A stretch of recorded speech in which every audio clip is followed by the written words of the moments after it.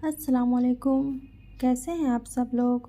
उम्मीद है कि आप सब लोग खैरियत से होंगे। तानिया ताहिर का खूबसूरत सा नावल शुरू करते हैं। अगले कुछ दिन शाज़ मसरूफ़ रहा था।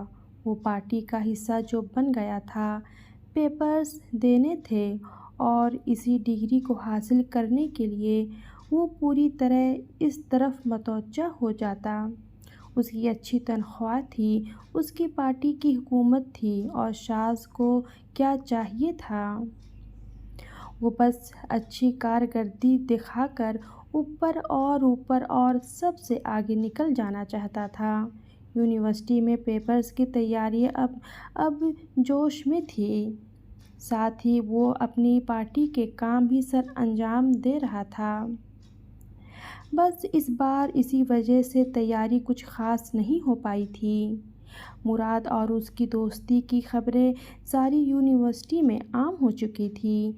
इस बात से फ़ाइज़ को सबसे ज़्यादा तकलीफ़ थी, जबकि मुराद और शाज़ दोनों की ही तवज्जो नहीं थी उस पर।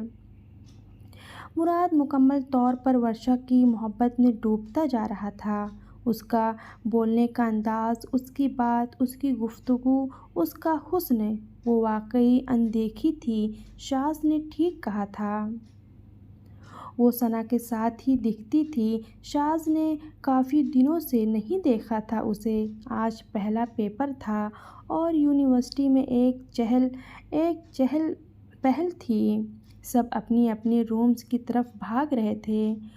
वर्षा रूम में दाखिल हुई तो उसे धचका लगा कि उस पूरी क्लास में उसके अलावा एक भी लड़की नहीं थी। यहाँ सब लड़के थे और उसकी जान पहचान में मुराद, आगा, शाज़ और फ़ाइज़ थे। वर्षा को शायद रोना आया। ये किस तरह सेक्शन डिवाइड हुए हैं? उसने जल्दी से बाहर की राह ली, जबकि उसको देखकर पूरी क्लास ही खामोश हो गई थी। मुराद अलबत्ता बहुत खुश था। उसने वर्षा की खाली चेयर के पीछे वाली चेयर से लड़की को खींचकर अपनी जगह पर भेजा जो एंड में थी और ख़ुद उसके पीछे बैठ गया। शाज़ दूसरे रूम में था, जो कि वर्षा की चेयर के बिल्कुल साथ थी चेयर। शाज़ ने नागवारी से ये मंज़र देखा था, मगर बोला कुछ नहीं। मगर ये डिवाइड अच्छी नहीं हुई थी। उसे इख्तिलाफ़ हुआ था, भला इन सब लड़कों में एक लड़की को क्यों रखा? अगर यहाँ लड़कियाँ भी होती तो कोई मायूब नहीं था। उसने सोचा था जाकर इंतज़ामिया से बात करेगा। क्लास में टीचर दाखिल हुए थे। वर्षा भी पीछे थी, रोई रोई सी, डरी सहमी सी। बैठे मिस वर्षा, टीचर ने कहा तो वो बैठ गई। सर झुकता जा रहा था। उसने किसी को नहीं देखा था। साथ शाज़ था। मुराद पीछे था। उसने नोट नहीं किया था।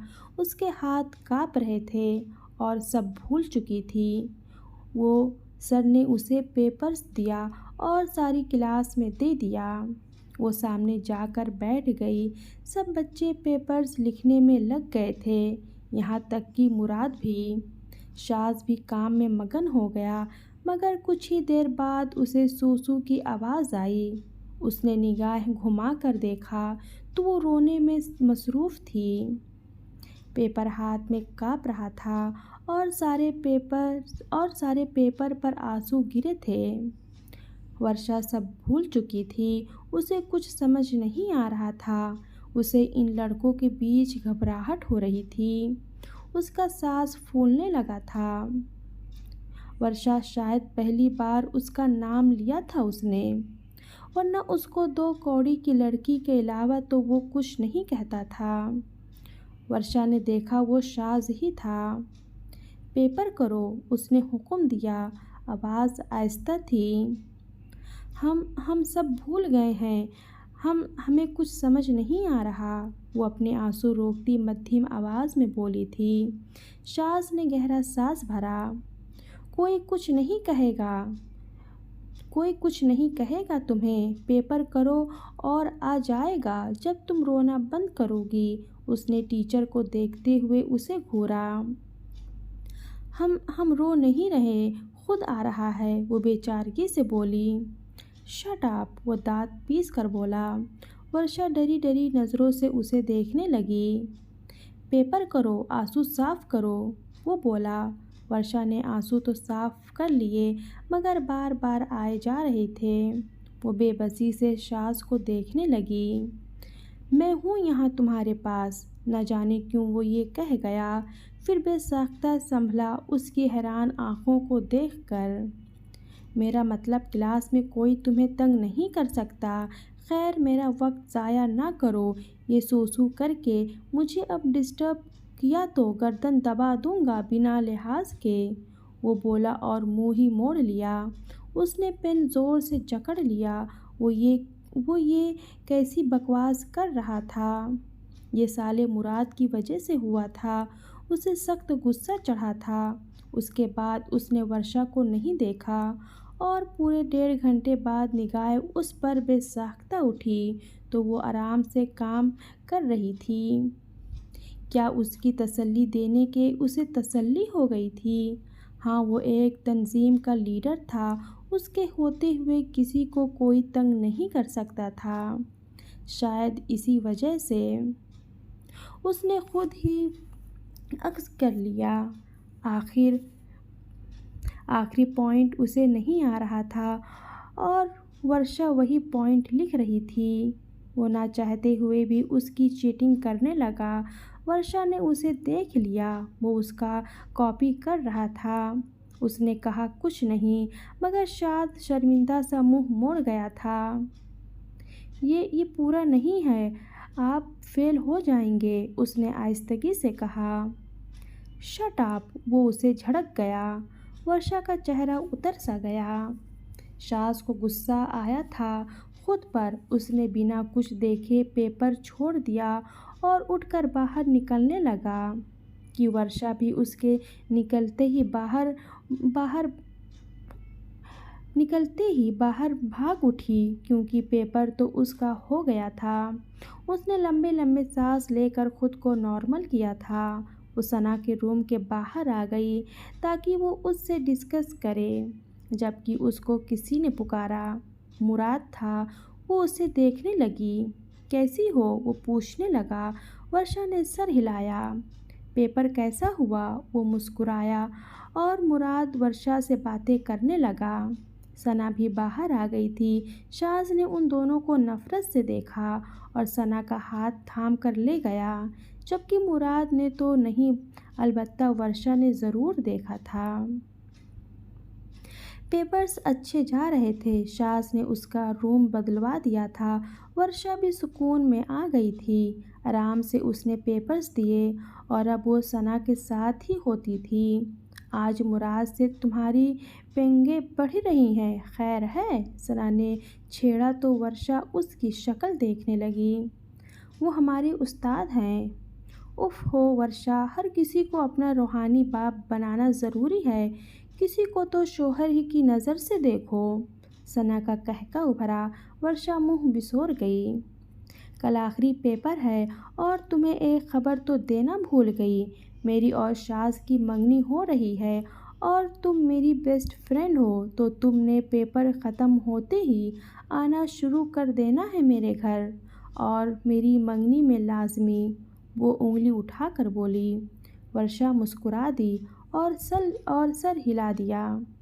यार शॉपिंग करनी है और भी बहुत कुछ करना है। सना बहुत खुश थी। वर्षा भी खुश थी। पेपर्स ख़त्म हो गए थे और वर्षा ने रात में डाइनिंग टेबल पर सबके सामने सना की मंगनी का जिक्र किया। डैडी मैं चली जाऊं, वो पूछने लगी। क्या ज़रूरत है, आदिर ने सवाल किया। वर्षा चुप हो गई। कोई नहीं चाहता था वो जाए। शाज के घर वालों को सब जानते ही थे। सना के घर तक रहना, बस आगे जाने की ज़रूरत नहीं, अशार भी बोला। वर्षा भीगी भीगी नज़रों से डैड को देखने लगी। उनके बेटे ठीक ही कह रहे थे। मगर वो बेटी के आंसू पर कुछ कह नहीं पाए। ओके, चली जाना, उन्होंने मुस्कुरा कर कहा। वो चारों बाप को देखने लगे। डैड, ये गलत है, अरसलान भड़का। वर्षा हैरान हुई। चुप हो जाओ, जाओ बेटा, तैयारियां करो, कल चली जाना, उन्होंने कहा। तो वर्षा तो खुश होती उठकर चली गई, जबकि वो चारों बाप को देखने लगे, जो सर झुका गए। उसकी आंखों में आंसू नहीं देख सकता मैं, वो मजबूर हुए जैसे। डैड हमारी बहन के डैड हमारी बहन के सबसे बड़े दुश्मन हैं ये लोग। आप कैसे उसे वहाँ भेज सकते हैं? आदिर तब कर बोला। ठीक है, कोई हल निकाल लेंगे, फिक्र मत करो, ऐशार बोला।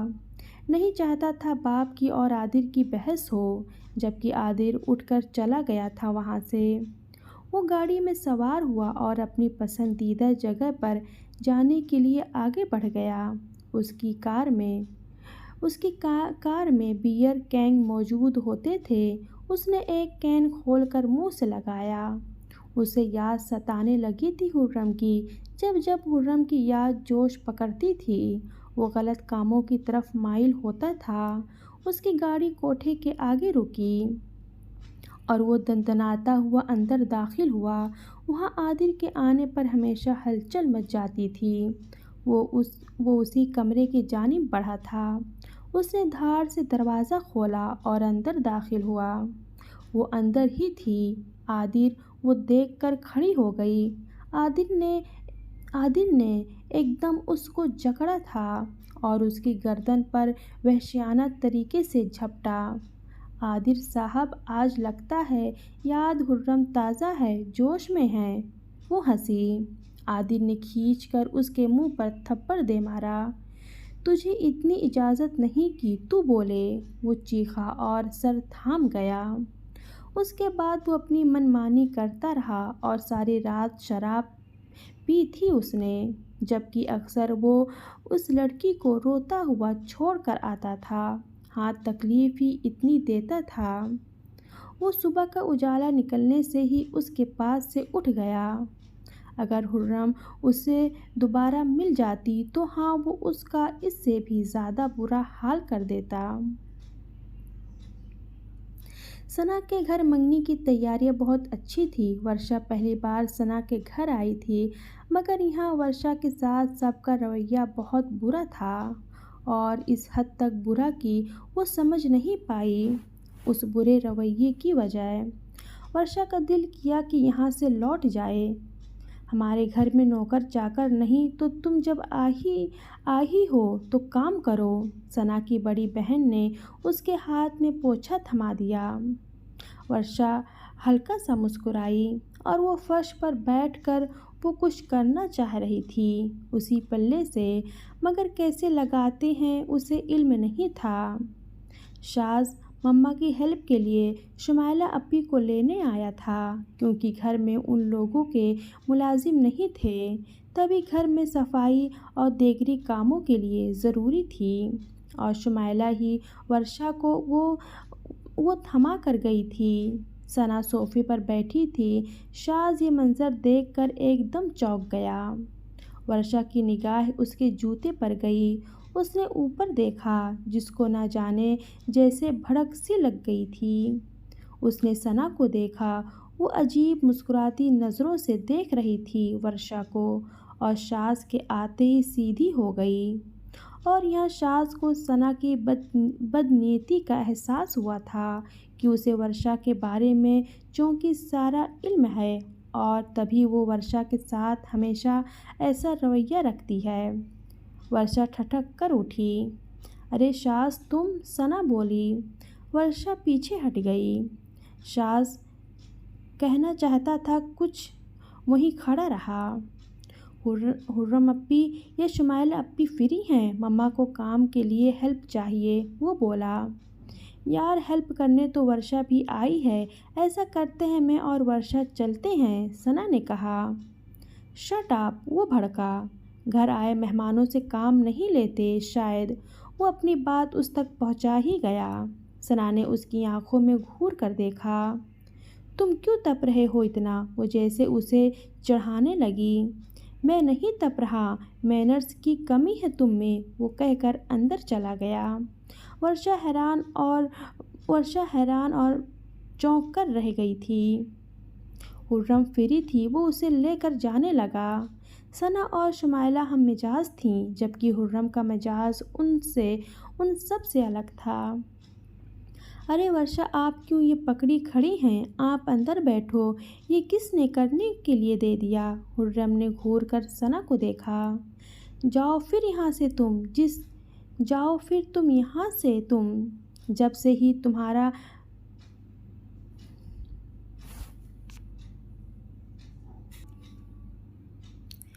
जाओ फिर यहाँ से तुम, जब सभी तुम्हारे इतने हिमायती बन गए हैं।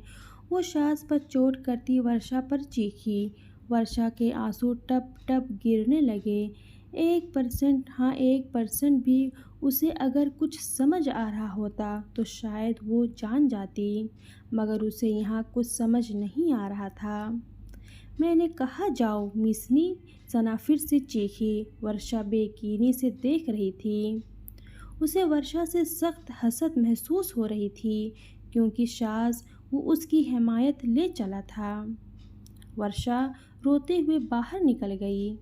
उसने आज तक अकेले सफ़र नहीं किया था।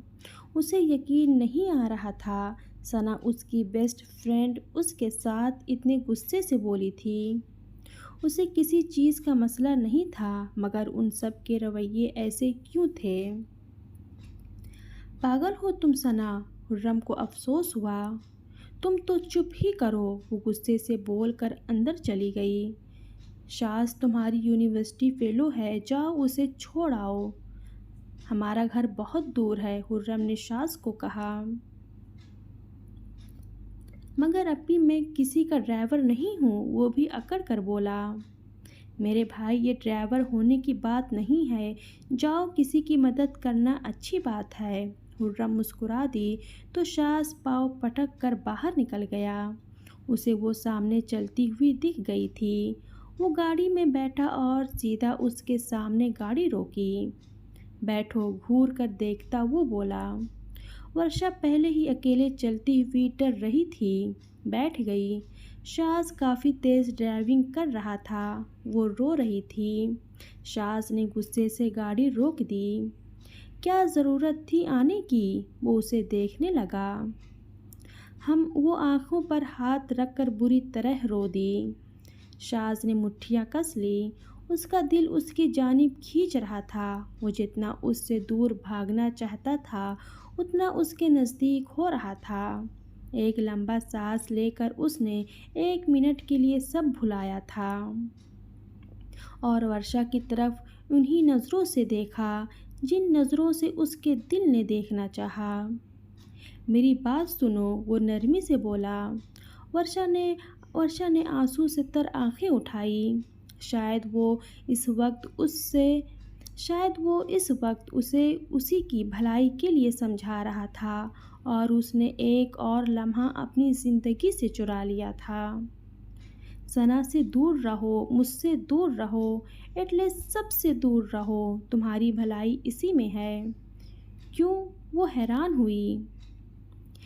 डैडी पहली बार नहीं चाहते थे कि हमारी बात माने। हमारे भाई पहली बार हमें मना कर गए गुस्से से। हम नहीं समझ पाते कुछ। वो 2 अजनबी ही थे, मगर शायद अजनबी नहीं थे भी। भाइयों और बाप के जिक्र पर शाज़ एक बार फिर से अपने खोल में बंद हो गया था। ये रोना धोना बंद करो और आइंदा यहाँ मत आना, कड़क लहजे में हुक्म दिया गया। वर्षा कभी सर्द कभी गर्म मिजाज पर चुप हो गई। वो बैठी रही खामोशी से। शाज़ उस घर की शक्ल भी नहीं देखना चाहता था। उसने घर से बहुत पहले गाड़ी रोक दी। जाओ, दोबारा से ऑर्डर दिया गया। वर्षा सर हिलाकर दरवाजे से बाहर निकल गई। शाज़ कुछ नहीं बोला और वो बाहर खड़ी हो गई। वो बेहद नाजुक थी, शायद दुनिया को समझ नहीं पा रही थी। सना का आज का रवैया शाज को बहुत बुरा लगा था।